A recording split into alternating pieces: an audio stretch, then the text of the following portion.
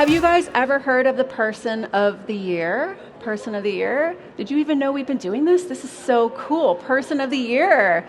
Person of the Year honors people who are passionate, innovative, and influential in kitchen and bath. Yes. Past recipients include Matthew Quinn, Veronica Solomon, Cheryl Keyes Clendenin. Announced in December, it has become a KBIS Next Stage tradition, and we always get our pal Chelsie Butler to do this announcement. Chelsie is our executive editor of KBB, and she gets to chat with our recipient today. This is cool stuff, you guys. Every year, we really get to honor somebody super special for all of their contributions.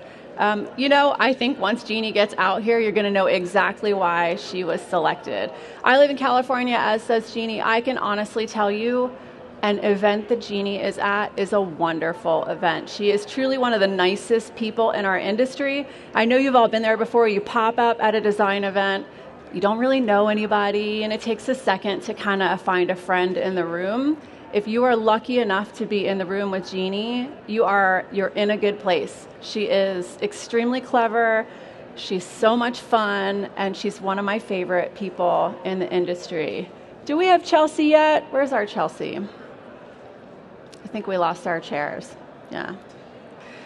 This is such a cool tradition. I feel like it's so fun to honor every single year somebody special and really just kind of figure out who is leading the pack and doing something different.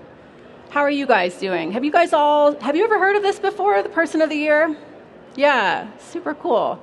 You guys find anything fun at the show today? It's nice to sit. These chairs are the best, right? Get off your feet for a little bit, hang out, relax. It's good stuff. Yeah. How are you doing today? You seem like you're still in good spirits. Yeah. What did you see today that was super fun? Anything? Yes, that was funky, right? He's talking about how cool that Kohler hanging faucet is. I don't know, I feel like if I had that in my house, it would just be ready for water fights. Yeah, I'm just a husband. Forget the kids,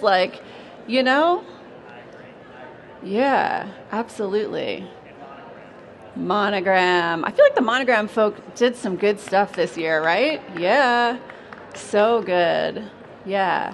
What about you guys? Did you guys see anything cool at the show this year? Yeah.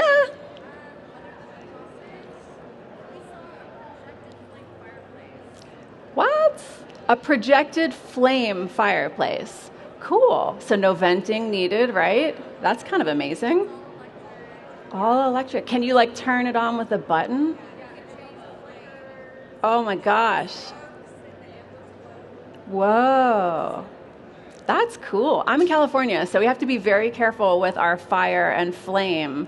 So, yeah, not real. And if you're like, hey, let's get some romance, turn it on with the switch, right?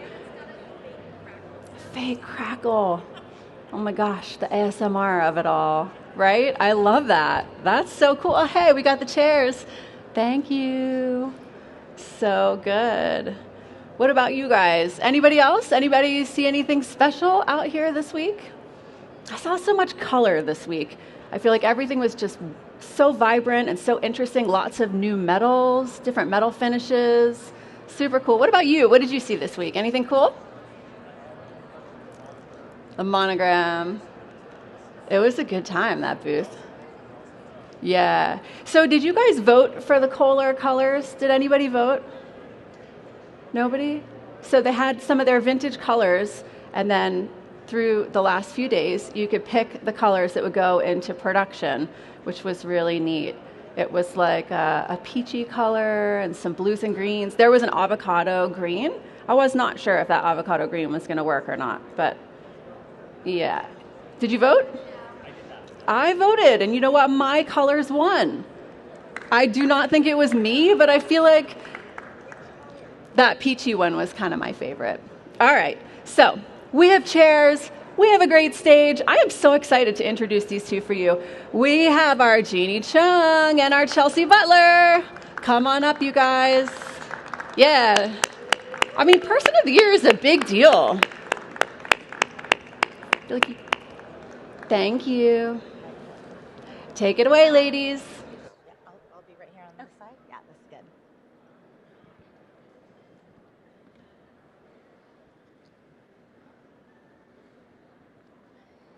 Now the party started. Thank you for being here. I am Chelsie Butler, Executive Editor of KBB, and I am happy to be here with the 2022 KBB Person of the Year winner, Jeanne Chung. Yay! She was nominated by not one, but two of her industry peers, and with her recent accomplishments, she is more than deserving of the award. So congratulations again. Thank you, Chelsie. So Jeanne is the owner of Cozy Stylish Chic, a design firm in Pasadena, California. She recently completed her retail and to-the-trade showroom, which includes a Monogram Appliances Experience Center, and she designed the kitchen and butler's pantry for the 2022 Pasadena Showcase House of Design, among lots of other things we'll talk about today. So without further ado, let's get to know Jeanne even better. Woohoo. Here we go. All right, so you started out in the fashion industry. How does that differ from and relate to interior design? Well, there are a lot of similarities and differences, and a lot of it I didn't really realize. It became second nature. I graduated from Parsons School of Design with a BFA in fashion 30 years ago, so that kind of dates me. You know how old I am. And back then, we did not have any computers. Everything was done by hand. So a lot of the classes that I took back in fashion school, textiles, pattern making, illustrating, those really translated to interior design. And I think that even the classes like pattern making, you wouldn't think, okay, how's that going to translate? But, you're dealing with fabric and you're thinking about how you're laying out those pattern pieces. Yes, it pertains to upholstery. You know the grain of the fabric, but also, without even thinking about it, when we're working on kitchen and bath projects, and countertops, naturally, you're thinking about that. How is this going to be constructed? It's really understanding that construction. And I think that when I was in school for interior design, it was really, learning about the drafting, but not really talking to those craftspeople, understanding the construction so much. So it really played a big role. All right, great. So regarding the expansion of the new showroom, tell us about a lesson learned or something that you might do differently if you had to do it again. I would say expect the unexpected. We always try to tell our clients that there are some road bumps along the road that will always come along with construction. That is no different than putting together a showroom, especially during a pandemic. So, we did run into quite a few little bumps along the road, issues with inspectors, and it's just, being flexible and being able to pivot and figuring out solutions. Sometimes you're dealing with officials from the city that they'll tell you one thing, and that's not really right. And it's really going out and finding those answers. The inspectors may not always like it, but you kind of have to present them those solutions to them. And if you're right, they know you're right. So they let it go. So it was a big expansion, correct? It was. We went from 1,400 square feet to 5,200 square feet. Initially, when we opened in 2016, it was, we initially opened up as a retail store, but then we quickly realized that there were a lot of designers that were coming in. They were spending quite a bit of time on our floors, going through all our samples, picking my brain also because I travel to a lot of trade shows. I see a lot of things. I talk to a lot of people. And we thought, why not open a collaborative workspace, a co-working space for interior designers. And that's what we set out to do. And then very quickly, it snowballed into a big, huge showroom. When I reached out to Monogram, it was, I had a long-standing relationship with them. When I first started out, they invited me to Louisville to learn about about what they do.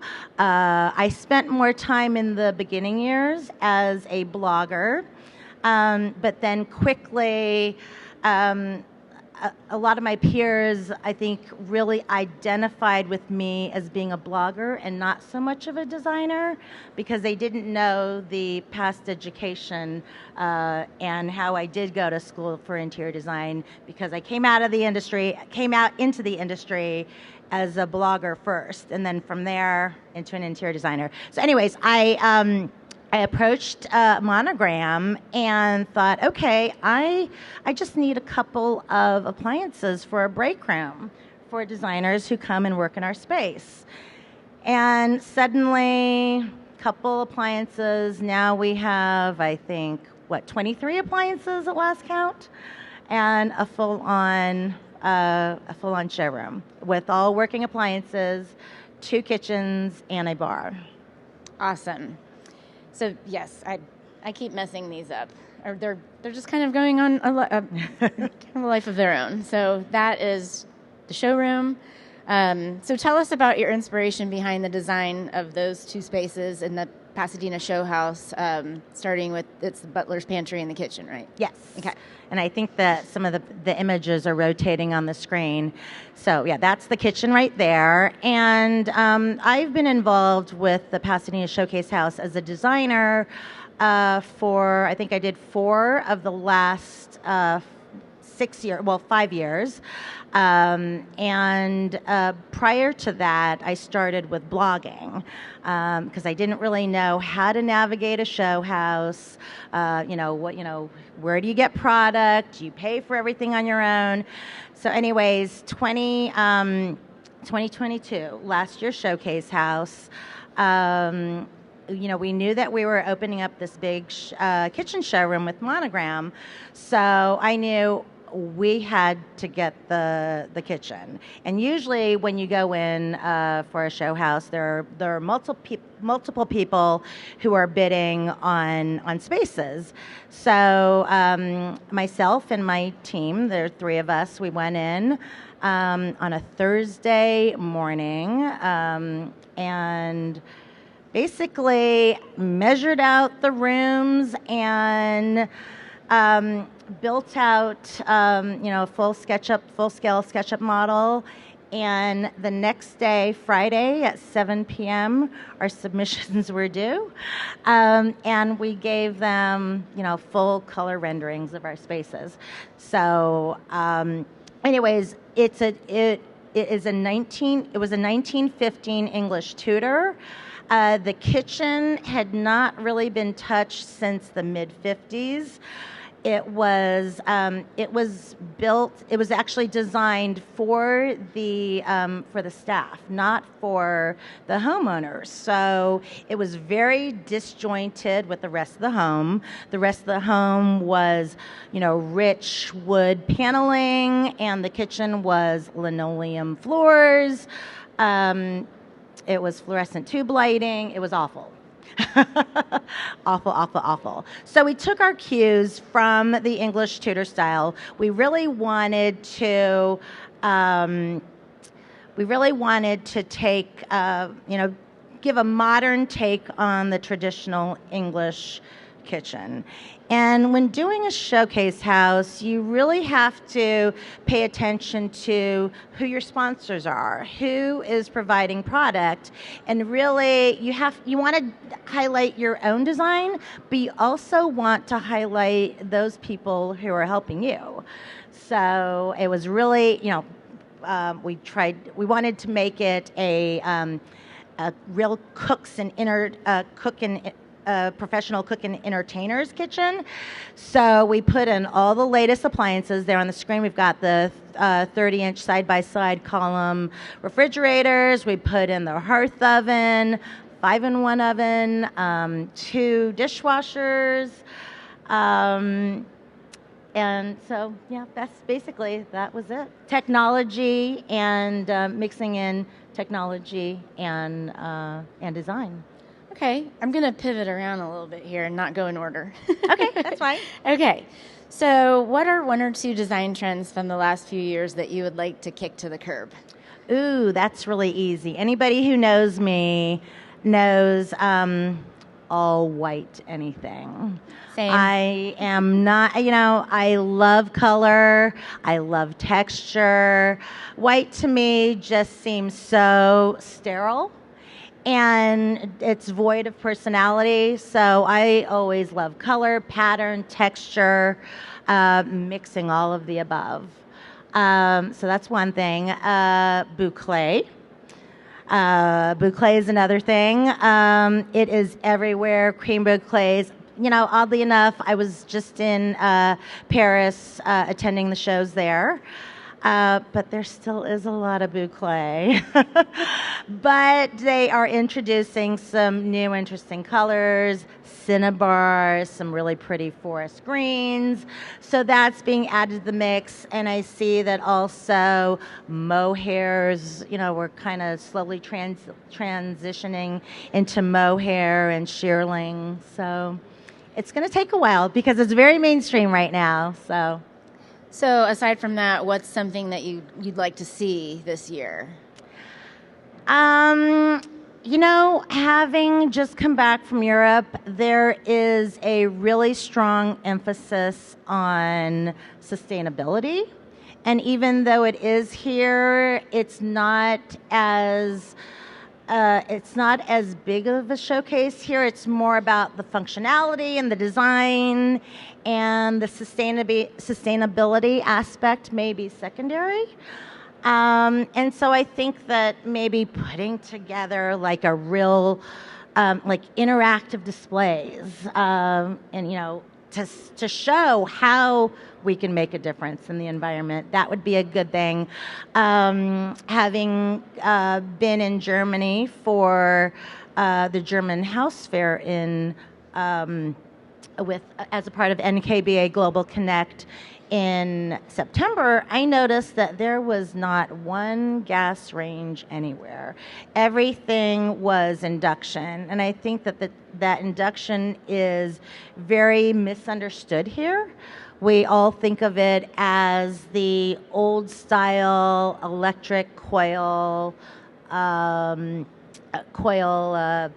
cooktops that we had in the 70s, but it's so much more than that. And I think that really requires education.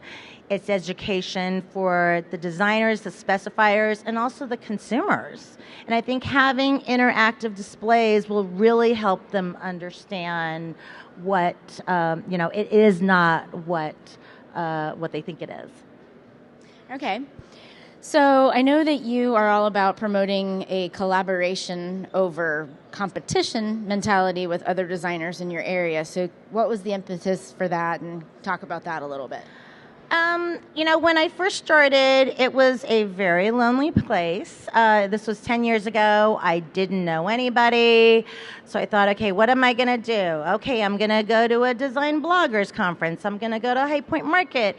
And I really found my community traveling, going to those trade shows, connecting with other designers and professionals, designers, journalists, tradespeople, vendors, the whole shebang. And I learned so much from these people and just listening. And, I wanted to take that back to Pasadena, where I'm from. And also the social aspect. Things have changed, with all the different the social groups on Facebook. And there's a lot of learning to be had there. And I wanted to open that dialogue with people in my area where we could really be open with each other, share different ideas. And, I'm a strong believer of that old adage that that saying, a rising tide raises all ships. So I think that together we can all, make this a stronger industry if we all band together. Okay, so yeah, in that same vein, I know that it's important to you to share information and resources with fellow designers. So what are some other ways in which you do that? Gosh, there are many. I travel a lot. I go to different shows. I try to report on the trends and what I'm seeing, bringing that back to not only people in my area, but people on social media. And also, I lead the High Point Market Insiders Tour. And, when I started going 10 years ago, I knew nothing.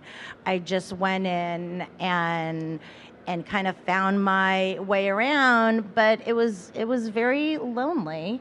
But then after a couple of markets and meeting people, and them telling me this is where you should go, this is what you should do, I learned my way around, and when High Point asked me if I could lead a tour for other designers, I jumped at the opportunity.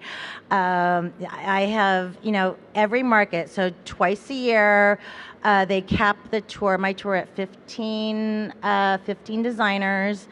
And what I do is I mentor them, I take them in, and I feel that as a designer, you need to be specifying product that isn't available for the consumer. Products that you can customize, you can't find online. And, all of us designers, we design differently, we have different styles.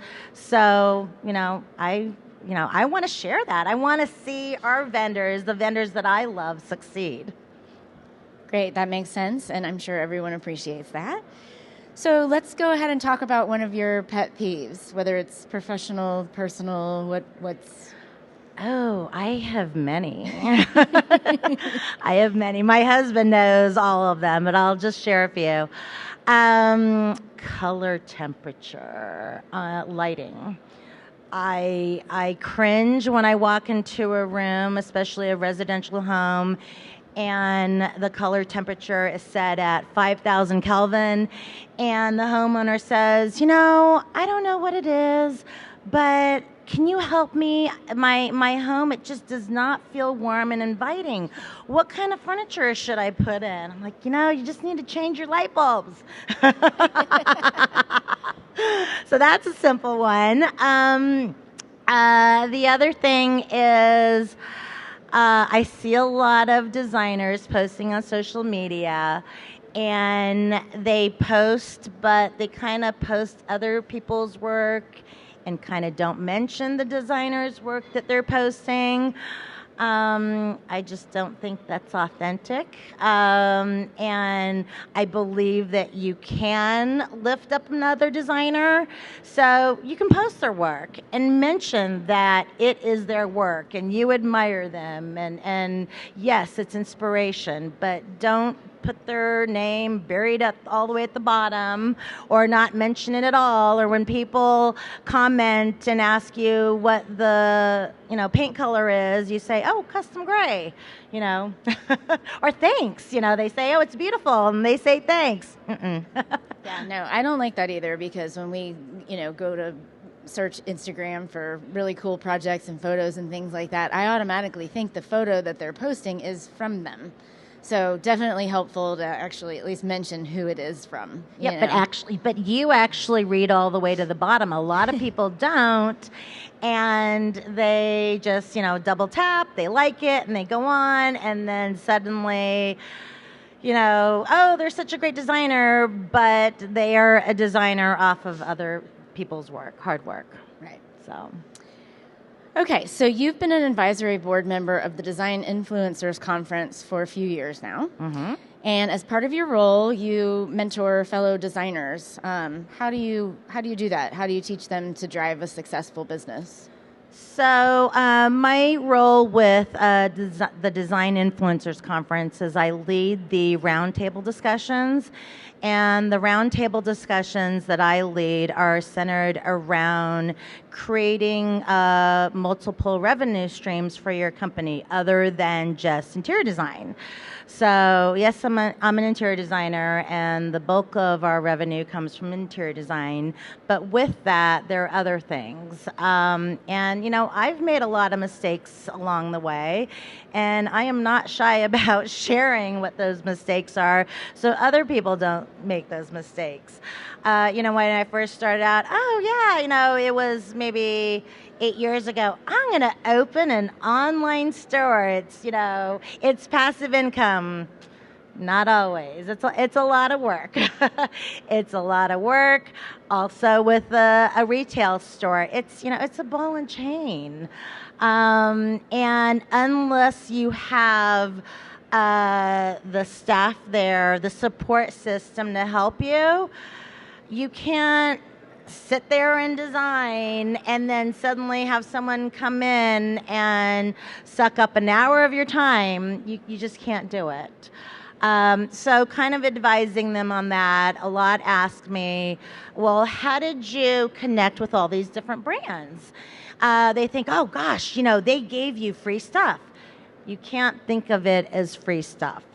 There's nothing free ever. So it's a two-way street. When a brand offers you product, there needs to be a return on investment for them. So you need to make it worth their while. If yes, you may get it free once, but unless it's that two-way street, then it's only going to happen once. It's not going to be a relationship. So it's really important to form those relationships and set those expectations ahead of time. All right. So what's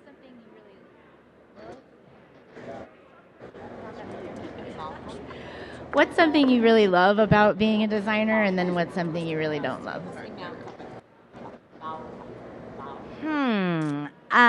I love the camaraderie, especially with interior designers, journalists, and I love coming to these shows. I love meeting people, learning. That's one thing that it's so important to keep on learning. The industry is just moving so quickly. We're advising our clients on the newest product. So I think it's important to be one step ahead of them and always know what's going on. And sometimes that will lead to being the early adopter. And I've experienced that as well, where you're the early adopter and you think it's so great and fresh. And people are like, okay, that's cool, but they're still not ready for it. And sometimes it takes a year or two or maybe even longer for it to enter mainstream. And what don't I like? I love design. I love the social aspect. I love everything about it. I live, eat, breathe design. So oftentimes that keeps me up at night, and I'm an insomniac. So I know I need more sleep, but it's a love-hate relationship. I too am an insomniac. So, all right. So we've been talking about all sorts of different facets. One thing I wanted to address real quick is I don't want to ask how do you deal with difficult clients, but in that vein, how do you meet with potential clients and really know or figure out that you would be a good match? And then if you're not, how do you kind of let them down gently? That's sometimes tough, yeah. So, before we onboard a client or, we interview them, I have a gatekeeper, Ray, who usually talks to them about their project. And then from there, it turns into, okay, here's a questionnaire. And you have to ask those important questions. It's not just about what your budget is. Yeah, that's a really important question. But it's also what's your, little questions like, what brands are you inspired by? Do you like, are you drawn to floral, stripes, solids, natural fibers? that's all important. Sometimes it isn't always a fit, and that's tough. That's tough to have that conversation, to have that dialogue. But I think it's best for both parties because I've been in situations where I've said yes to a project and I am kicking myself. How do I get out of this? I have to finish it, But, and I have situations where a client fights me, they go around my back, and, I have to let them know who's driving the bus. You hired me for a reason. So let me, for my vision, so let me do my job. If you're not going to let me do my job, then, I'm not the right person for you. Okay. All right, so since we're here at KBIS, are there a couple of trends you can mention that you've seen while you've been here? There are a lot of trends I'm seeing. I know nobody loves the word trends, but yeah. Or, movements. Exactly. Yeah. I'm seeing there's a lot of titanium, gunmetal, darker, richer finishes, especially when it pertains to metal. And, I'm seeing less of that matte black. We've been seeing, the last couple of years, a lot of matte black, but it's getting a little bit more sophisticated with the metals. Let's see, what else are we? Customization, personalization is another thing. A real focus on color. And, I don't know if that's really going to translate to the consumer, if they're really going to. I love it, and I am going to promote it 100%. And I believe in it, but we'll see. As in, with plumbing, if it's maybe something that's a freestanding fixture, yes, but something that they've invested in, it's installed, I don't know about that. We'll have to see. What else are we seeing a lot of? A lot of wood slatted surfaces. Yeah, we're seeing a lot of that. And not only wood, but we're also seeing that with countertop surfaces. I think technology has gotten to the point where they can water jet those textures. Let's see, what else? There's so many. And, it's like trade show overloads. And sometimes I have to go back to my my camera, my phone, and see all the pictures I've taken.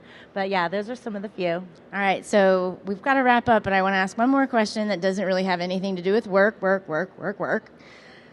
What's your favorite thing to do in your free time? I love true crime. It's really, I know it's kind of like sick and gory, but I am deathly afraid of horror movies and ghosts, but I can go to bed with murder shows on and yeah, I don't know why. I'm just totally fascinated by it.